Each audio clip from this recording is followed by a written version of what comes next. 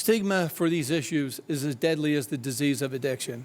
And I like to say the disease of addictions because it is a disease, and the states that treat addictions as a disease have been the most successful in this struggle.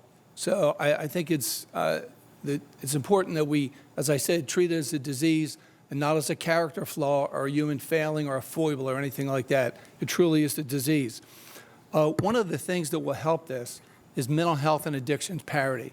This is the law of the land, yet the way that it plays out in the Commonwealth and many other states is not so pretty. It's ugly, as a matter of fact. And promising somebody 2 or 3 visits with a therapist or a psychologist and once in a while to a psychiatrist to get the right balance in the mix of medications and face-to-face therapy and so forth is a great thing. But you shouldn't feel grateful if somebody says, well, if you need 3 more visits or 5 more visits, you just fill out all these forms and you're going to be fine. It doesn't work like that. We're working on mental health parity. In the Insurance Committee right now, House Bill 1696 should be kicked out in March, and we have plenty of time to get it through the House and the Senate. This is a very, very important bill. We've worked with all the stakeholders on this, and this is going to go a long way in helping the Commonwealth of Pennsylvania finally achieve some measure of mental health parity. My real question has to do with our veterans. Our Commonwealth is home to thousands of men and women who have served in the armed forces. Myself included, I served in Iraq for 14 months in combat. We're one of the top states in our veterans population. Sadly, statistics tell us that almost every hour, the statistics tell us 22 veterans a day take their lives. And I think that's low. I think it's higher than that, to be very honest with you. And I would like to know, Secretary, if you don't mind, what outreach and what kind of coordination is being done to assist veterans, not just with substance abuse disorders, but also with post-traumatic stress and suicide. Thank you. Yeah, thank you for that question. Something that we've talked a little bit about together in our meetings.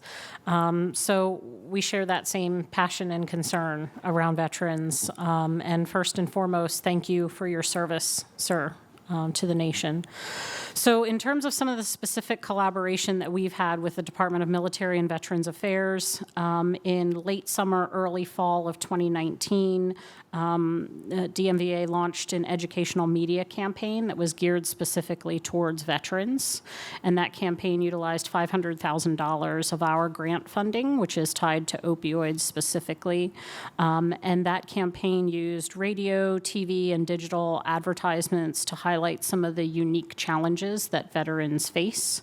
So personalizing those messages to them, encouraging them to reach out for help and providing what those resources look like in terms of help.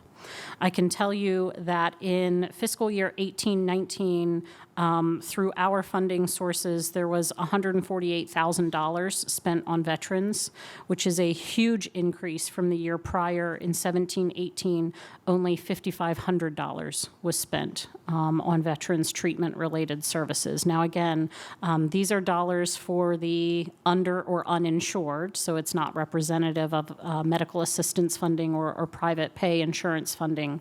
But just for that veterans population, that was a huge increase over that year's time. And what those dollars pay for are not just treatment services, but also really crucial case management and housing services and recovery support services. So we recognize that this is a population for whom those wraparound services and the need for very intense recovery supports are critical to their continued recovery. So I can also tell you that we have some really great facilities here in Pennsylvania that specifically provide programming for veterans seeking treatment. So New Vitae, the Retreat at Lancaster, and Treatment Trends are 3 world-class facilities here that provide specific PTSD and SUD co-occurring treatment. There's also a program called Just for Today that provides excellent recovery support services for veterans that we're supportive of. And then as a department, we serve on numerous advisory councils related to veterans, as well as the PA Cares Task Force, and a specific policy academy that was centered around veterans. So we've done a lot of work in our space specific to substance use disorder and how that impacts veterans. I appreciate that. And just for everyone's edification, homelessness, unemployment, suicide amongst veterans is significantly higher than it is for the general population. I know you know that, Secretary, so thank you for your support.